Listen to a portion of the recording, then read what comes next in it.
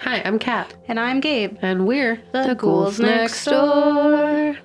Talk about spooky stuff all the time. Yeah. We're talking about specific spooky stuff. Yeah. Because it's December. It's a new month. New us. It's spooky and cold and dark. And the sun is only up for like a few hours. Yeah, you leave your house, it's dark. You come home, it's dark. It's sad. Yeah. So you probably are going to stay at home and snuggle up with a blankie. Yeah. My blanket has my face on it. And your cat's face. I know, but it's weirder. If you just say it's your face. Yeah. It does, yes. But grab a blanket and then you're like, it's really warm and toasty. What do I want to do? Oh, I bet you want to watch a horror movie. Yeah. So you can get real close and comfortable to your friends and your loved ones. That sounds right. So this month, we're talking about specifically horror directors. So if you're thinking, like, what movie should I watch? What would me and my friends and the people who coexist in this space with me while we're hibernating, what do we want to watch? If you're me at my 13th birthday party, Pan's Labyrinth. Yes. Or if you're me on, any given night, it's Pan's Labyrinth. Excellent. I highly recommend 5 stars. Yes. So today we're going to be talking about Guillermo Del Toro. Yep. We've been saying we're gonna, and now we're doing it. Yes. I mean, we've sprinkled him in. We've talked about him a little bit here and there. We do enjoy him. I really, really love Guillermo, and so I'm going to fangirl pretty hard. Yeah, that's hard about it. Yeah, so stay tuned for that. And we are definitely going to talk about Pan's Labyrinth and sprinkle in a few others that we enjoy. Because it's great. Yes. It's great. Yeah, facts. We tell you facts. All the facts. Here facts. Still facts. About that spooky stuff. Yeah, spooky stuff.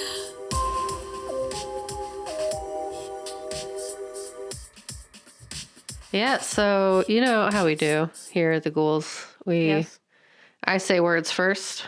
Yeah. And then Gabe says words. Yeah. And sometimes we say words simultaneously. And then you're like, I can't listen to both of you. Yeah, you can't. But I'm going to say words first. And what our friend Roland has coined Cat's History Corner. Which it's not really History Corner. I'm just going to tell you some stuff about Guillermo. It's his history. Yeah, it's his history. Personal history. Yeah. So, I mean, everything I read about Guillermo is all about, like, he has this kind of kid-like imagination about how he, like, comes up with, like, there's this, like, not innocent is not the right friend, but just, like, this kid imagination, like, endless possibilities. Yeah. Really just, like, creative and out there. And, like, something just so unique. That only, like, kids could come up with. Yeah. He has that kind of, like, mentality going into the things that he creates, and especially into his monsters. Yeah. And, when you think of that, we read this article from the LA Times called True to His Frightful Visions, Guillermo del Toro brings a Mexican perspective to horror films. He started really building this when he was 4. So his passion for horror movies began at the age of 4. When he made a deal with the monsters that hid under his bed. What? Yeah. Basically, the things that haunted him, he was like, let's be best friends. And so it says that he would become their best friend, and if he would let them go to the bathroom in peace. So it was like a equivalent exchange. Yeah. Alchemy style. He was just like, I'll be your friend if you don't grab my ankle when I get out of bed. Yeah, I just really want to go pee and not be stressed. So... he befriended those monsters, and 2 years later, he began collecting his first horror genre video. And at 8, which is still so young, he made his first home movie, which I just find very adorable. And also, it just, like, it kind of shows that, like, he's always been about this. Yeah. About that life. Yeah. He's just like, monsters are real. Mm-hmm. And it makes you think of that line from, is it Crimson Peak? Crimson Peak. Where she's like, I know for certain that, like, ghosts exist. And that's, like, the first thing she says. And then she says it at the end again. Mm-hmm. So it's just, like, it's kind of, it seems like he's always kind of believed in this idea of The supernatural. spooky stuff, monsters, the supernatural, occultism, if you will. Because that's what that was said. A little fairy tale, a little Our last Gothic episode lit. was about that. Yes, So indeed. supernatural stuff. And when he made his first movie, like feature, is that what a movie is? Yeah. Okay, It's a big cool. feature film, yeah. Yeah, when he was 28. So there's hope for me yet. yes, I know. And like creative little Gabe when she was little, making all those zombie movies. I made a lot of really cringy movies. Yeah. No, you cannot look them up. Gabe makes zombie films. Guillermo made really great films. So Yeah. Gabe still has time. Yeah. And I still have time for us to reach our creative glory. It's never too late. Yeah. Listener, if you're going to take one thing from the Ghouls, it's that. Follow your dreams. Don't you let your dreams be dreams. Remember we had a dream episode? Yeah. Don't let them be dreams. Make them real. Yeah. And also, like, the things that scare you, befriend those things. And maybe, like, y'all can just live in peace. Yeah. Guillermo said. So, I mean, the uniqueness of him is what really stood out for me, in that, like, I don't think I've ever seen anything like what he's created. And, Yeah. you know, you think of, like, specifically the monsters that he's created. It's just so unique. And all the articles I read were just like, there's like this, like, from the lens of a child, like, wonder to it. And like things that you wouldn't even think to do. Guillermo was like, nah, we're going to put a stinger inside of that egg or something. I don't know. It was in one of the articles. The bug artifact. It was in creature Chronos, sort of. Yeah. And that's like, let's take vampires and make them really interesting and weird. Yeah, and it's like such a overdone topic that, you know, people generally aren't, you know, talking about as much. Or like they're doing it the same way. Yeah. There's like vamps. It's cool.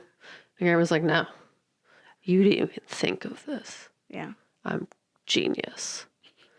But yeah, so as I said, you know, a lot of it came from when he was a kid. And what was really cool is that, you know, he has such a unique perspective, both because of his like upbringing in Mexico. And then also he apparently learned movie makeup from the legendary film makeup artist, Dick Smith. And spent much of the 1980s working as like a special effects makeup artist.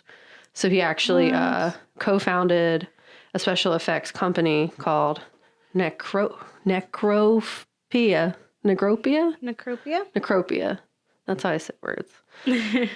So, you know, he's like multi-talented. He has like this really interesting background. And it just seems like it all ties back to the idea of monsters.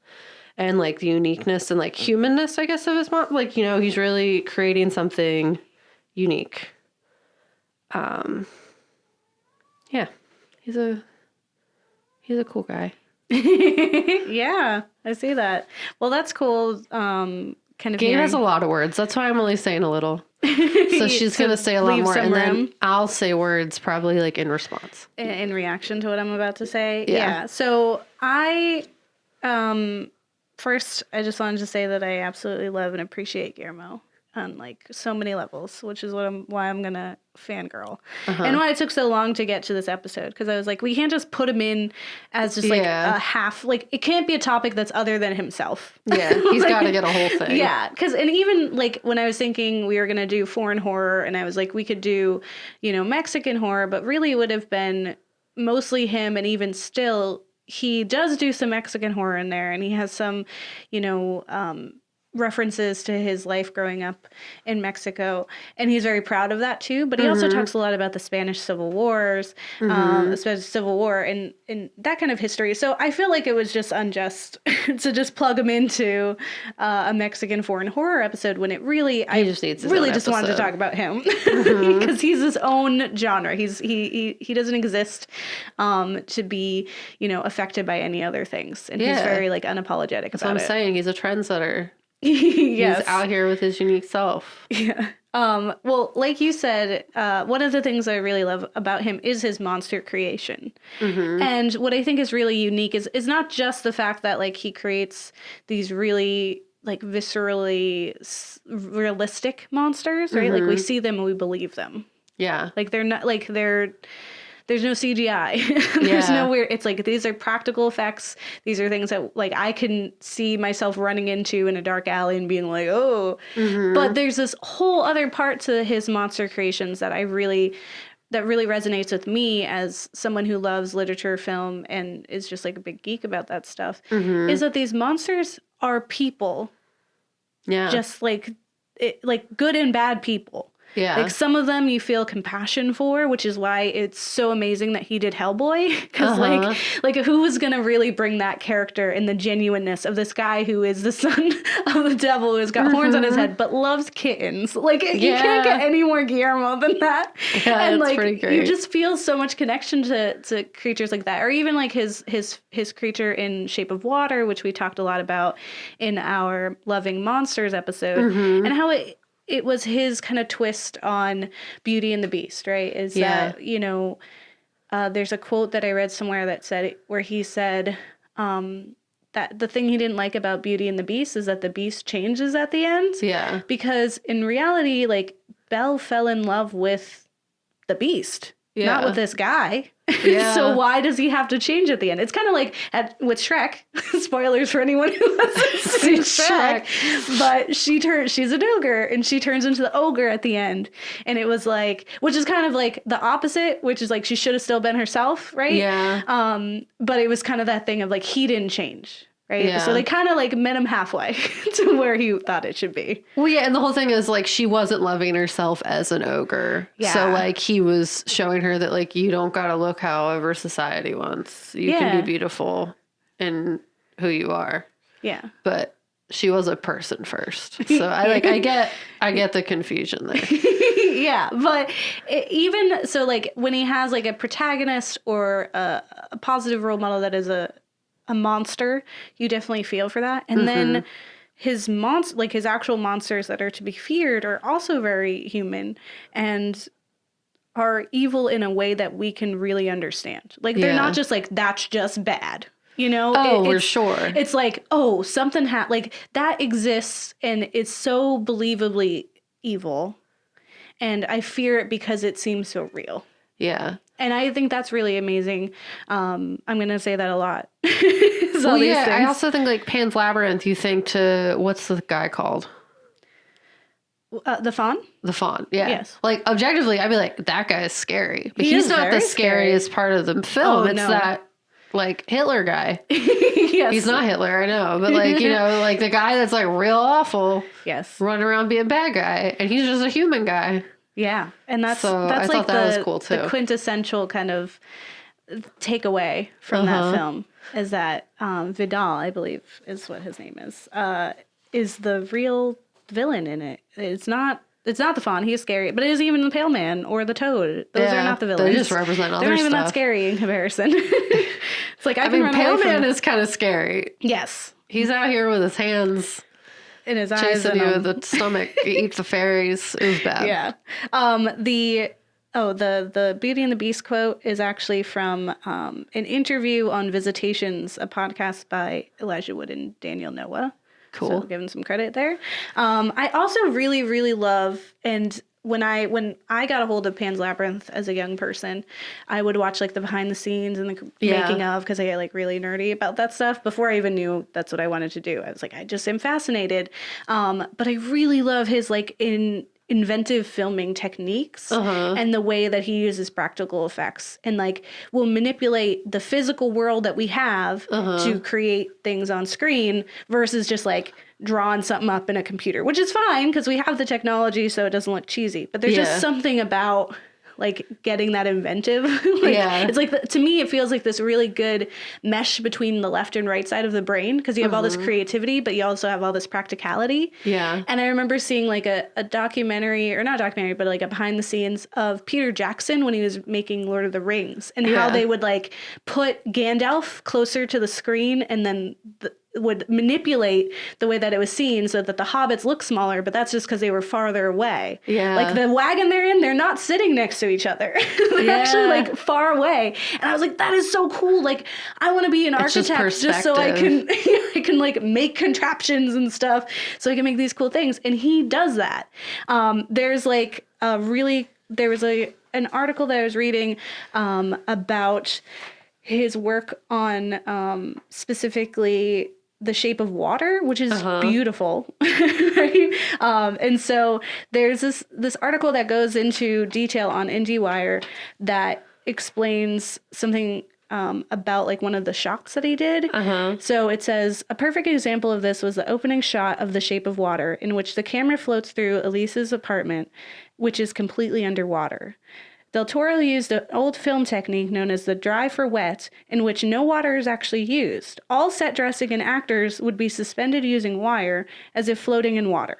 And the room was filled with vapor atmosphere and caustic lighting, while large fans combined with slow motion cinematography simulated the feel of objects moving in water. That's wild. And then they just put like CG water in there, right? Yeah. But everyone is doing that. Like you were acting out as if you were in that space. Yeah. And like to manipulate technology and like the human eye to believe that is just phenomenal. So, well, it's like what we was. He's just unique and talented and wonderful. Yes.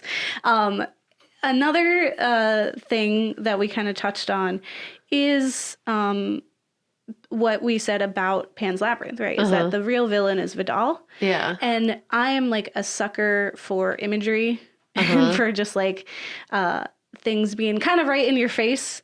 But you, on first glance, you're just kind of like, what a nice, like, not nice. It was a very traumatic film, but you were like, wow, okay, a film. And then later you're looking and you're like, wait a second. Like every time I watch, I'd be like, wait, I think that's this. And now I'm older, so I have these like different eyes. It's always so interesting to watch a film that you saw as a kid and be like, whoa. I was an idiot. I didn't know what things were. So what is the monster from that other film we watched? It was like the Canker Man. Oh, yeah. Yeah, the kid lens versus adult lens. Yeah, exactly.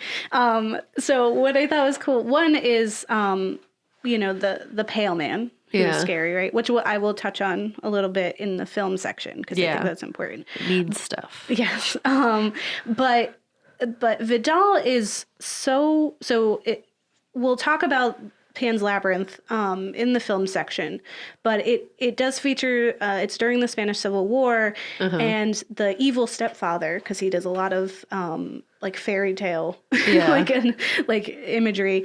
The evil stepfather is essentially like a fascist leader. And so we have him, who's a real life actual like evil person who is the villain, and then we also have all these fantastical elements where we're kind of shown two other villains that are just honestly him. They're extensions of what he's done. Yeah. And so it's so like when you're like looking at it as a kid, you're like, whoa, my gosh, this is so scary. And like those things are really terrifying. Yeah. And this is so real to like what like, you know, a fairy tale really is. Like when you even Grimm fairy tales are like, they pale in comparison. Yeah. To what this film does in certain ways, right? It was very gruesome in a lot of places too. That like you weren't necessarily expecting that because it's from the eyes of a child, and you're like, oh, this is a kid's film. No, it's not. Yeah. And I think that's something that people forget about, like fairy tales and tales of like morals, was originally they weren't like hunky-dory tales where the princess gets the prince at the end. It was the German guy who eats your thumbs if you suck on them.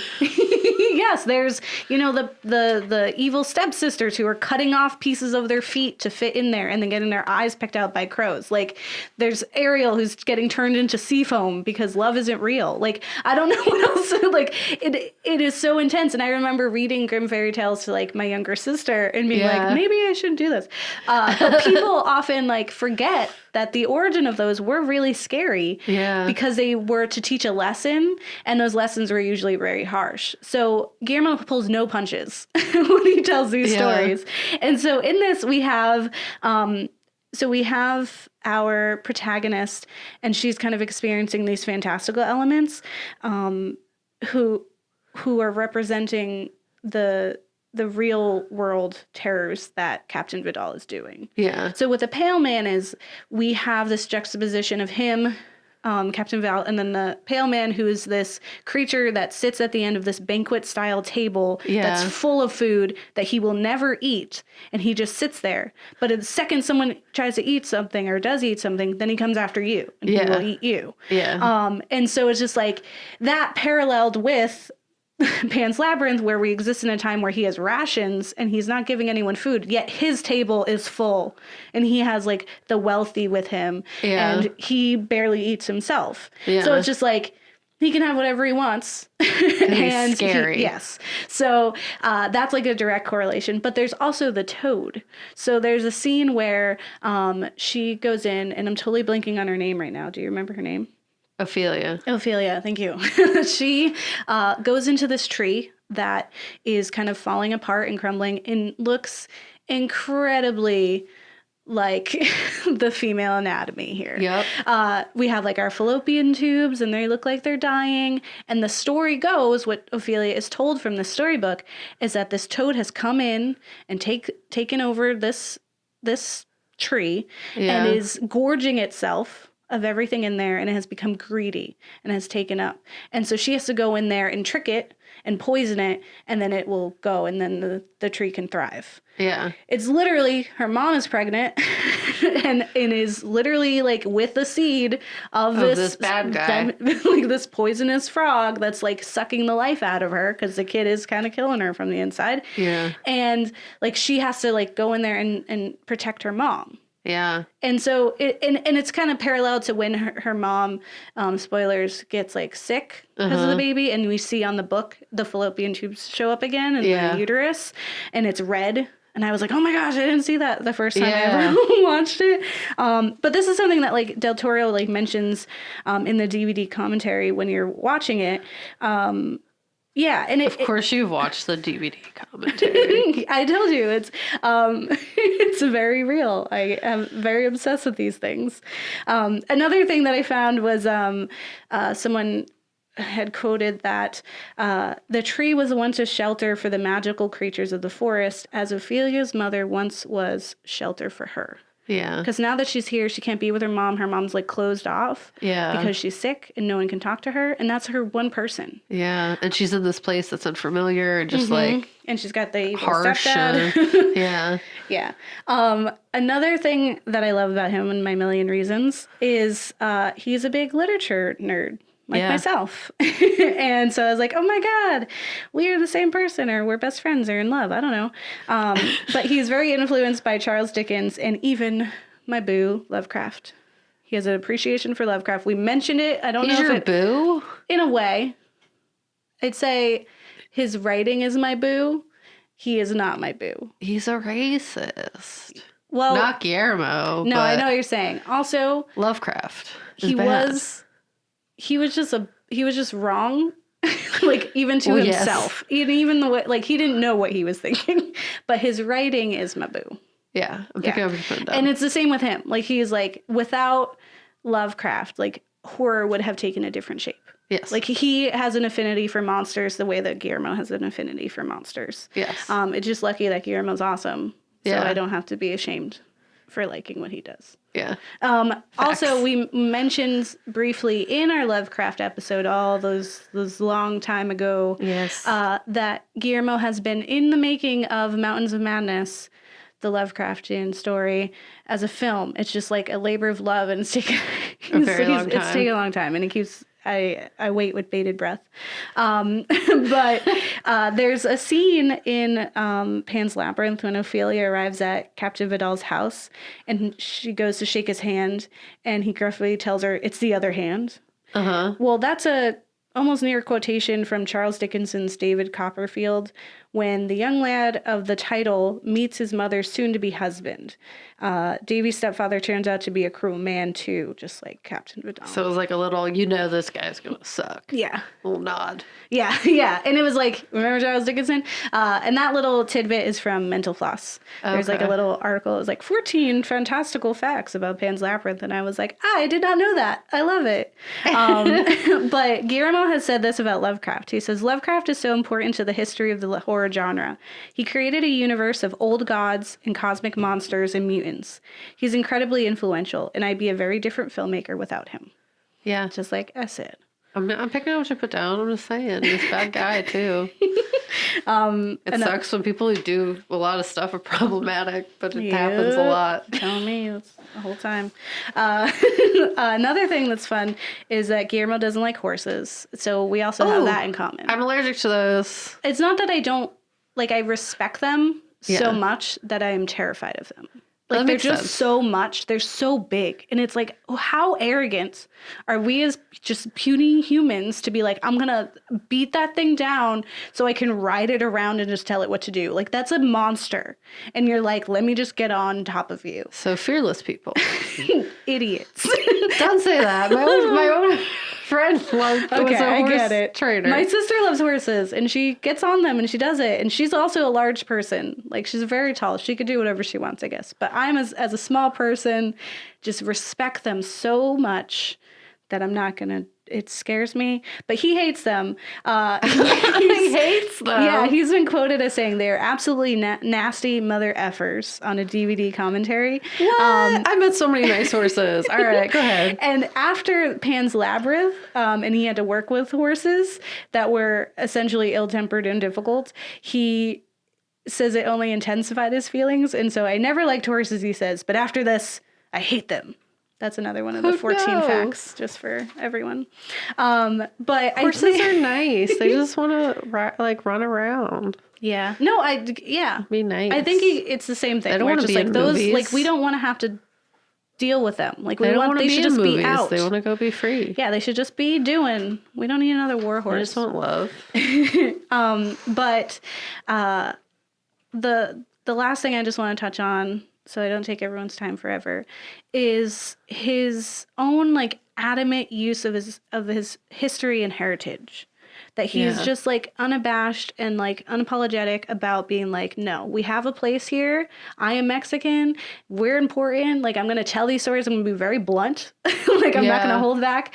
And he's very proud. And that's something that, like, we've talked about our representation series, right? Mm-hmm. There's not a lot of representation out there, especially in the horror genre. For someone to be as impactful as Guillermo for as long as he's been, it's like he really, really is doing it. You know, and for him to have always been, like, he got his start with Kronos being like, this is about Mexican, like, history. Like, we have vampires, yeah, but this is about, like, my Mexican heritage, right? There's Catholicism that's questionable in there, which he also has, like, trends to kind of pick at throughout his history. But he even talks about, like, in this one interview, that he used to go to, I believe he called them brick theaters, and it was that they were these kind of, like, holes in the wall, like, theaters, and they would give you a brick to smash rats because of, like, this because of the shape that they were in these theaters, right? But that's, like, his humble beginnings of, like, I love media this much and I do this and I'm going to bring that into what I make.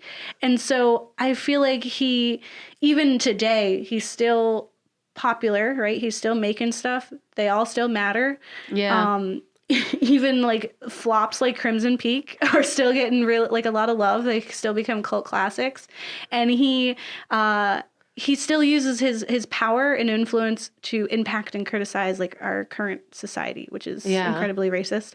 And when he got his well-deserved Hollywood star, he said this: "Right now we are in a moment of great fear. It's used to tell us that we're all different, that we shouldn't trust each other, and these lies make us easier to control and easier to hate each other. But what brings us together is realizing those fears are complete fantasies." So befriend your monsters. Yeah. It was the thing I said at the very beginning. Yeah. And also, like, use that as a tool, right? Like, tell those stories. Don't be afraid to tell those stories. Don't be afraid to speak out. Yeah, because don't they are make just things fantasies. you think people are going to like. Make things that are you, and that is art. Yeah. Yeah. And he does a lot of the times tell stories of monsters, and he does tell things from the lens of, like, a child, and that he feels like the kaiju and, like, those big monsters and the stories of them were always this, and I'm butchering this quote because I don't have it written down in front of me, but he essentially was saying that when you have a story of, like, those big monsters, it's like putting the adults down a peg. Yeah. Because it's like, now they don't know what to do. There's something bigger than them. It's wilder than they could imagine, and the kids get it. in, Yeah. in an entirely different way than adults ever would. So he feels like it levels the playing field. And so he really loves to create monsters because it kind of gives him an upper hand, and it allows him to be fantastical in a way that only Yeah. children really can. Except he's out here doing it. With adult situations and like murder and stuff. But yeah, I love him. Yeah, he's great. Never holds his punches. He tells spooky stories. He has a good love for fairy tales and the grimness of the world, and he tells it beautifully. I like how he's just always saying something, and he like doesn't back down from that. Yeah. He's just here, he's saying it. Even when he's having fun, like when we did Scary Stories to Tell in the Dark, like that was a fun film. It was very goofy. It was not what anyone was expecting of him, right? Yeah. But then he has his Hispanic character in there, and he doesn't hold back. He's like, racism is real, friends. And I'm being very overt about the racism that's happening now and paralleling it. And I just sprinkled it into your kids' fun video that you're going to go watch. And you're going to feel really upset about it while you're watching and root for this Hispanic kid. And you're going to want him to do good. And then you're going to be like, oh, maybe I shouldn't be racist to immigrants. What? Oh, wow. I just felt so many emotions. Yeah. Look and at it's that. like, how can he, tell a story where he himself is an immigrant and not give, that light to it? Yeah, he does. He's always out here. He's always saying something. Even his like animated series, he's always doing something. And it's phenomenal. I'm very excited to see what he makes in the future. Just love him. And if Guillermo, if you're listening, if you somehow stumbled on this, I hope we got this all right. And also, I love you. Let's become best friends. Yeah, you're great. Okay.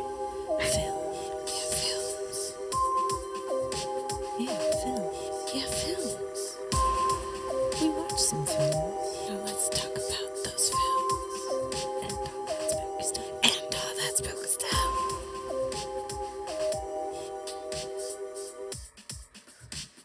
So, like we said, we watched some things. We did. We watched Pan's Labyrinth, which is from 2006, Uh-huh. which is a lot more recent than I thought. Yeah. But I'm guessing, I got it right when it was there, right when it was available. I had it because I might have been 16 when I showed it at my birthday party. Yeah, that makes more sense. I'm trying to like do math, and I was like, that seems too young. Yeah. Maybe. But it's Pan's Labyrinth, or El Labertino del Fauna. And it's important that Pan has nothing to do with this. The faun's name is not Pan. It's just that for American audiences. It's just supposed to be the faun's labyrinth. Oh. Well. but Americans are like, what's that? So he had to put that. But yeah, so here's what it's about. In the fallingest Spain of 1944, the bookish young stepdaughter of a sadistic army officer escapes into an eerie but captivating fantasy world. Yeah. Fun fact about this that I found, I think on that 14 fun fact about Pan's Labyrinth, is that the faun is actually inspired by these dreams that Guillermo had when he was growing up of a faun that would visit him. And that's one of the ones that he would like make a deal with.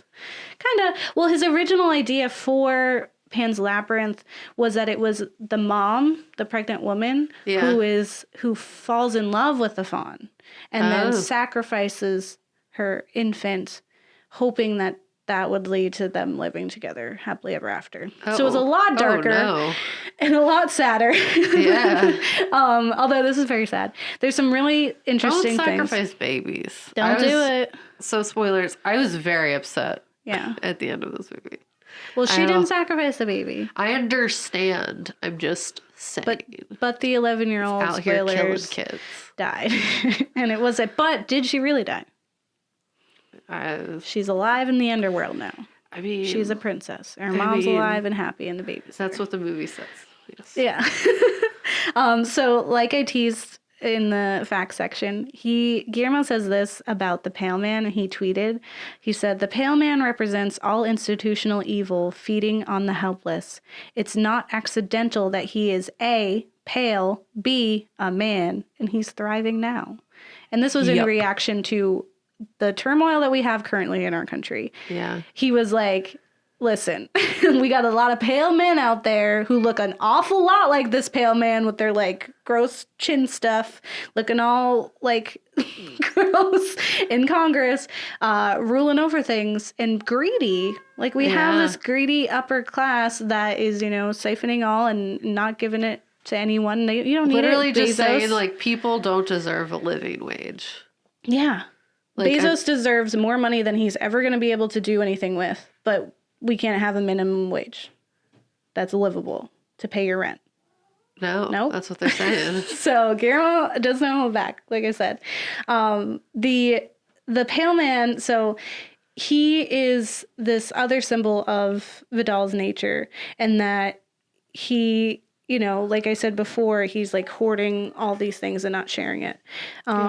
It's also like this weird, like in any other traditional like sense, it would seem like he's like also like a sexual creature that would be really scary, but because there's children involved, that's not the case. And also Vidal is not a sexual person. Yeah. Like he very much was like, this woman is a tool to give me a son. I don't even care about that stuff. Yeah. I just want power. Save the boy. Let her die. And then it's like, how do you know he's a boy? And he was like, don't F with me. Yeah. And it was like, that's it. That's his only response. But it's such a just ending. So what we have is this girl, Ophelia, if you have not seen this film, who has a great imagination. She writes stories. She tells these beautiful like tales. Yeah, tales to the baby in the belly. Yeah, and to her mom, even though they were also very dramatic stories about people going after things and losing sight of the hope in midst of thorns. Yeah. That they stop talking about like the what could happen, right? Yeah. Like they stop fighting for what could happen out of fear of what is happening. Yeah. Essentially, which is literally what's happening around her, Yeah. is that we have people, like there's a rebellion happening, right? But there's so many people who aren't a part of the rebellion because like then they're not going to have food or they're going to get their face smashed in. What's going to happen? Yeah. So we have this young girl and her father died and her mom's now remarried to this evil guy. She's very pregnant. She's incredibly pregnant. Yeah. And very sick and should not have been moved to where she is. Yeah. They have one doctor that's taking care of her, and he is one of the rebel spies, and ends up dying right before she's going to give birth, which was 100% the reason why she didn't make it. Yeah. But we also have Ophelia, who encounters this bug that looks like a leaf tree bug. Yeah. One of those stick bugs. I know what you're saying. And it turns out it's a fairy, which I was like, yeah. I looked at that and I was like, that's not, no. And not the game was talking like, about it's a fairy. And I was like, uh-huh. Well, it took the form for her I run so from she that could bug. remember. I would love it. But she immediately is like identifies this creature as a fairy because that's like what her imagination is and that's what her soul is. And she is fed this tale by the fawn in the middle of the labyrinth that she is a princess and she is up here reincarnated and she's got to complete some tasks and then she can get back to the underworld to where her dad is, her real dad, the good dad. Yeah. Who is presumably the one that died. Yeah. And so she does the tasks or tries to. She does the toad thing. Meanwhile, in the background, there's rebel stuff happening. There's a really gruesome scene that I think is the most horrific of all of it, where Vidal bashes this man's head in with a bottle. Yep. That was really upsetting for multiple reasons. Yes. Yeah. Specifically, I get really messed up when people die, but it seems like not for any good reason. Yeah. Like, there's no good reason to kill somebody, but like That one was really messed up. I was just like, they were just there. Yeah. It makes me never want to go outside because that happens all the time in the real world for no good reason. It's all the time. But we live in Philly. It's all the time. You want to know something fun? Mess me up. That's not fun at all. Yeah. Is that's kind of based on a true story. Oh, of course it is because it happens all the time. But also, what's the true story? Del Toro and a friend were once in a fight, and his friend was beaten in the face with a bottle. And he is quoted as saying that the detail that really stuck in his mind after that account is that the bottle didn't break. Yeah. It like stayed as he was just like, that really just like jarred him. And so that scene is based also on I don't know, it didn't say in the things I was looking.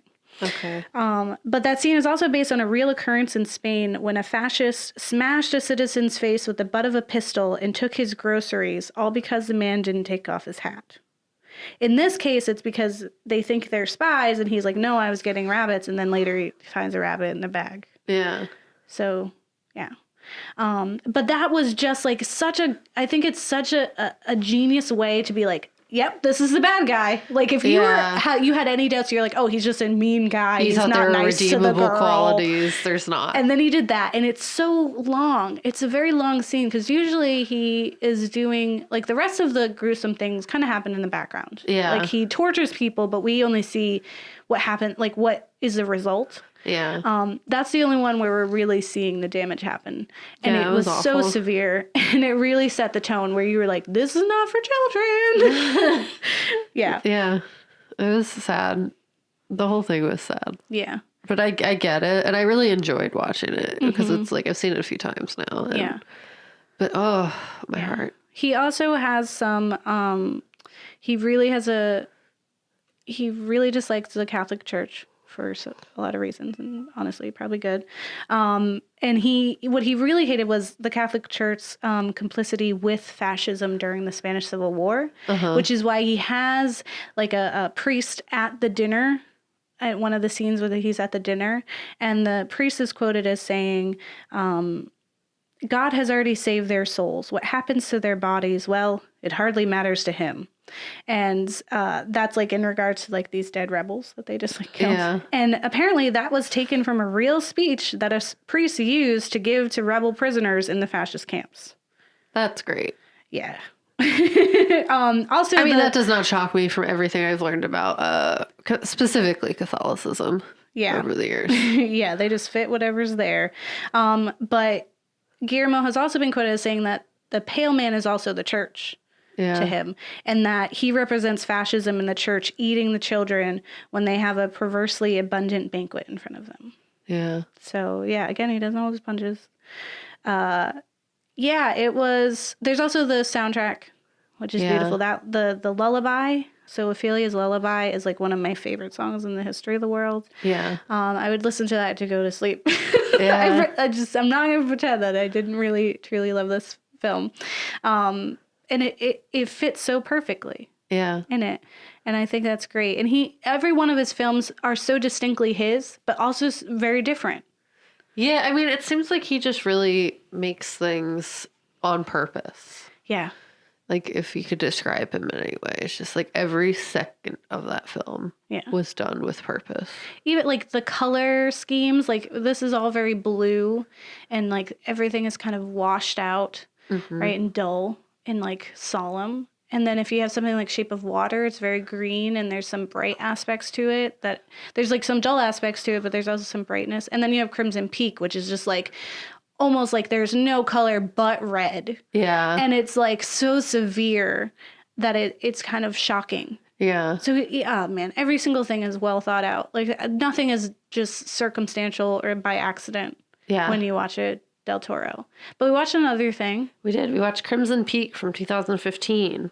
So, in the aftermath of a family tragedy, an aspiring author is torn between love of her childhood friend and the temptation of a mysterious outsider. Trying to escape the ghosts of her past, she is swept away to a house that breathes, bleeds, and remembers. I just want to say that the description for this film is way more interesting than the film itself. I thought it was good. I thought it was fine, but it's not that. I would read that book. Maybe. Does a book exist? No. But like if that was on the back of a book, I'd be like, yeah. And that's what I thought. And then the movie kind of let me down. I love Guillermo, and I thought there was really good bits of it. Yeah. But it kind of dragged.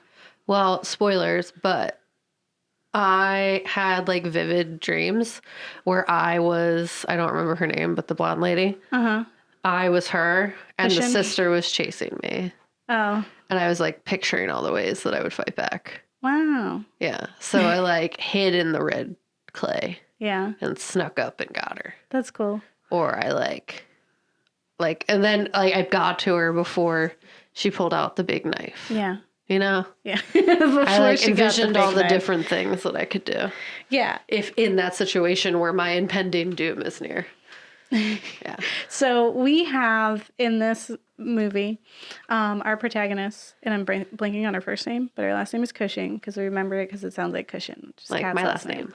And she's a writer, and she's very like she loves Mary Shelley. She even like they said like I forget what they call her, but one of the sad women writers who died alone. Yeah. And she's like, no, I'd rather be Mary Shelley who died a widow. It was Austen. Yeah. One of them, either one, any of them. There's a lot of them did it at that time. But so she said she wanted to be Mary. And also, Mary had some good times. She has some really dark times. We've talked about it. Yeah. But if you're going to have a, goal during that time, like an idol, might as well be Mary. And so she's kind of like spunky, and none of the girls like her. She's untraditional. She's got a loving papa.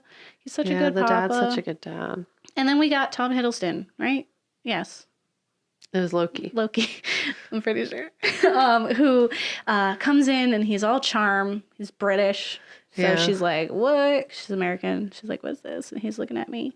He's giving her attention, even though she does have this best friend who, like, I was so upset because I was like, there's no reason why she wouldn't like him. Yeah, he even likes the stuff she likes. He's like, look at these ghosts in pictures. Yeah, he, like, went out of his way to gather things that she would like for her. Yeah. And I was like, girl, what are you doing? Well, no, the problem was, I guess, like, he was twiddling his thumbs and not proposing. Well, he wanted to give her space. I know. I'm just saying. He was respecting that she's not the type of girl who wants to go out to places. Yeah. And that she wanted to write her book, and she wanted it to be her own. So he was like, yeah. Like, he was being, like, if I just mean more so, he didn't, like, make a move. Yeah. Very is true. all I'm saying. He wasn't very, blunt about it. Yeah. He was very friendly, which could be misread.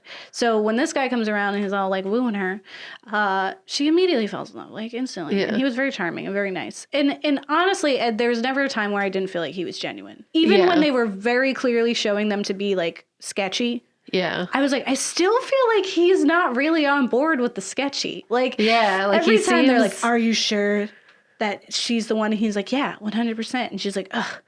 I have to take care of all this business. Because usually, so the whole thing is that we have this brother and sister. The sister is the actual villain, which is refreshing. Yeah. Because this really felt to me, like, I even said it to you. I was like, this is like a fairy tale. This is like Bluebeard. Yeah. And he has all his wives are hidden, and the girl has to find out. And it's like that, except it's not Bluebeard, it's red, and it's the sister the whole time. Yeah. And so every other one that they had didn't have family. Yeah. Didn't have people who cared about them in that way. Yeah. She's the only one who had people who really, really loved her. And so it was like, he from the get-go was like, I think I love this girl. Yeah, he was like, oh, genuinely dang. appreciated her. And had the chance, and he was trying to break the mold and not have to do what she wanted, the sister, and he tried to do his little experiments in tech, like, yeah, he was trying to like fix it essentially. Yeah. And it was like at the same time, like she was older, so like there's a lot of questions that I had where I was like, why is he in this relationship with her? Why, like, when did that start? And then also, was he just like molested as a kid? Absolutely. And then transitioned into that because he was stuck with her. Yeah, she definitely conditioned him. Yeah, because she said like he was beautiful when he was young. Like she clearly had like she was messed up from the beginning and had a connection to him that it was very unnatural, and no one checked her because they lived in like rich people house. Yeah. And so they just left them alone in the attic all the time. Yeah. So of course she ended up abusing him, and so of course he is like complicit in all her actions because he doesn't know any better. Like he is under this illusion, and they don't have any other family, so he's like, this is my family. They live in a broken house that snows inside. Yeah. So I was like, this is a nightmare in so many ways. It is aesthetically beautiful. It's very gothic, which was fun. I will say, until today when we were about to do this episode and I was like researching Crimson Peak to see if I missed anything, and it was like, blah, blah, blah, Jessica Chastain. And I was like, hold on, everyone stop. That was Jessica Chastain. I, like, honest to God, did not recognize her with the jet black hair. Yeah. And, like, her performance, like, her face, like, she's got her face is her face. But I, honest to God, was just like, different lady, gothic lady. She did a really good job, like, playing that part too. She did. Like, she did. So the one scene that really hit me was the murder scene at the end where he tells her that he's in love with the blonde Oh, lady. yeah. And like her reaction was very raw. Very and like real. Like yeah. abandoned. I mean, like immediately he And then like also dropped her. Yeah. And then like also like seeing after she realized what she just did. Yeah. That was a really great performance. Yeah. So all the crap we talked on her For for it. it. She did a has good job in this abilities. movie. Yeah, she did a really good So job. maybe it's the writing. Yeah. Yeah, I definitely. And I mean, Jessica Chastain has been recommended as a good actress. And maybe I don't think she should have done that movie. But, and I've said that this whole time. I think it should have been a different cast altogether. Although Bill Hader did great. But he's kind of what I was looking for. Yeah. Anyway, tangent over. Yeah, she did it. She did a really good job. Yeah. I think Tom Hiddleston did a really good job. He was very cute, but also soft. Yeah. Like, I really did feel for him. I felt like he was very young. He was really expressive with his eyes. Yeah. That was what really sold a lot of them. Like you could tell that he gave love eyes. Yeah. Like you could see it. Like, I was like, oof. So like Tyra always talks about expressing through your eyes. Yeah. Like he did that. Yeah. He would maybe be America's Next Top Model. I don't know. 100%. I think it was funny. There's a scene where they're gonna hook up, and Kat was like, "Oh my god, is he hot?" And it was like, because he like takes off his shirt. She's like, "Oh my god, he's so ripped." And I was like, "Yeah, he's like a heartthrob for people. Like people genuinely are like want in his pants." And I also have never really felt that because I've also just kind of seen him as like kind of like this goofy, funny guy. Yeah. And I also in this film was like, nah. Honestly, because in Loki, they just make him all like he's goofy and stuff. Goofy, yeah. But even in other stuff, I feel like I've always just been like, yeah, it's it's Tom, whatever. But in this, it was like I think I totally would get it if I was like this recluse, hardened woman, and he swooned over here. Oh, Gabe, you would have been blonde lady, and you would have been all about him. I would have been messed up. I would have been so messed up. As soon as he was like, I read your book, I've been like, all right, let's go. How fast can I get on a plane or whatever it is? We get over to there. The boat, take me with you. I'm coming. Yeah.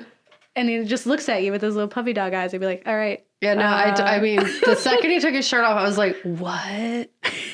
It does not look like that when clothes are there. I don't understand. Yeah. He had muscles. It messed me up. Yeah, but there was some good twists in there, like we kind of knew he was probably already married, and that there was women who were murdered there because she sees the ghosts, which were scary. Mm-hmm. They were like a little more subtle than his usual stuff because they're kind of there and not. And they were like very dramatic. They were very silly, but I enjoyed them. But yeah, I did like the reveal of the baby. I won't spoil it. There's a baby incident, and I was like, what? Yeah, that was interesting too. Yeah. But it was like a nice little twist on the Bluebeard. And I was like, that's cool. Yeah. Because I love that. I love old fairy tales. And so me and Guillermo are best friends. It's not, I would say it's not like his best one, but it was still his. And it was still cool. very Guillermo and very good in the way that like aesthetically you knew what you were getting. And it was a fun time. Yeah. I didn't regret it. I agree. Feelings.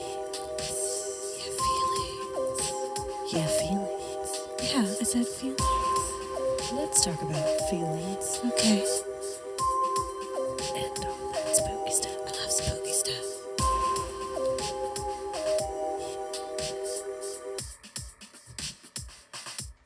So if we like it, it's America's Next Top Tom. Yeah, because he was really feeling with his eyes. Yeah, he could see those emotions. He was smizing. Yeah. Yeah, he was being very emotive and beautiful. I didn't realize I had a crush on Tom Hiddleston. Now I'm like every other fangirl. Here it is. Here it goes. It only takes one. Yep. And then if you don't like it, we need a seat at the pale man's table. Yeah, because we do. And that's the whole thing. Yeah. Guys, we need a seat at the table. We need representation. The table. The pale man needs to be dethroned. He's got too much food. If we all are in there, like if we get a bunch of kids, you take his eyes before he can grab them. What's he going to do? He's going to run around blind. How about you can't eat your eyes? I eat them before you get to them. Now who owns the table? They're like all up right there, though. His eyes? Also, we're eating eyeballs now? What I'm saying is, like, you go up, you get the eyeballs before you eat anything. then he can see. But you grab them before You just eat throw anything. them in different directions and then eat. You draw a chalk door. You open it to some other place. Throw the eyes out. Close the chalk door. Eat all the food. What's he going to do? You bring weapons. We bring bats with nails in them. You bring chainsaws. You bring bonding equipment. You just mess them up and we eat all the food. What I'm saying is we need a revolution. I'm saying that the time is now. Direct action gets the goods. I'm saying we need to take to the streets. We all have chalk. Let's get in there and we take them down. That's all I'm saying. Yeah. It's a historical moment in history. Yeah. And there will be no more. I really love that. So whenever you guys are ready, I'm ready to storm the offices of the Amazon headquarters to take all of Jeff Bezos' money. Because he doesn't need it. We all got chalk, so. We all got chalk. That's all I'm saying. Yeah. So what about the topic of Guillermo? 100% America's Next Top Tom. Yes. And then some. Yeah. And it's America's Next Top Tom, and Guillermo is the host. And he's like, I have 2 pictures in my hand. And then he picks Tom because he's like, I love you. He's like, one is a horse and I hate it. The Paramount throws his eyes angrily. Storms out. We were rooting for you. It's wonderful. If you guys aren't getting those references, I'm sorry. We've been watching a lot of America's Next Top Model. It's a good reprieve from all the horror that we watch. Yeah. But yeah, I love Guillermo. Mindless fun. Love him. He can do no wrong in my eyes. That's it. That's all I got. I'm with it. If anyone wants to introduce me to Guillermo so we can be best friends, I would probably die. We have a long list of people that we want to meet and be He's best at the friends top, with, though. though. I know. He's definitely number one.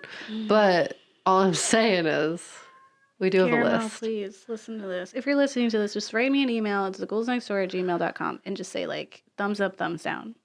I'll take that. Just the emoji. Listeners, we will also accept you've created an account. You named this is the real Guillermo Del Toro and you email me a thumbs up. Yeah. I'd love it. Yeah. We won't ever know if it's real. It's fine. I heard Guillermo's on the market, so I'm just saying the Gabe, age isn't that big of a difference. You're not on the market, so shut up. Just saying. He's just so lovable. You ever see his face? I just want to give him a hug. I really just want to hug him so bad. I just feel like he'd be a nice hugger. Yeah. So if anyone knows, let me know. What about Pan's Labyrinth? Yeah, America's Next Top Tom. And what about Crimson Peak? Yeah, I also enjoyed it. Yeah. America's Next Top It Tom. gave us America's Next Top Tom. So Yeah, I mean, as much as there was enough of a twist that I was like, oh. There was some stuff that I predicted. Yeah. I was like, oh, they're sleeping together. Yeah. I knew that. Oh yeah. But it was still it treated stuff really well. Yeah.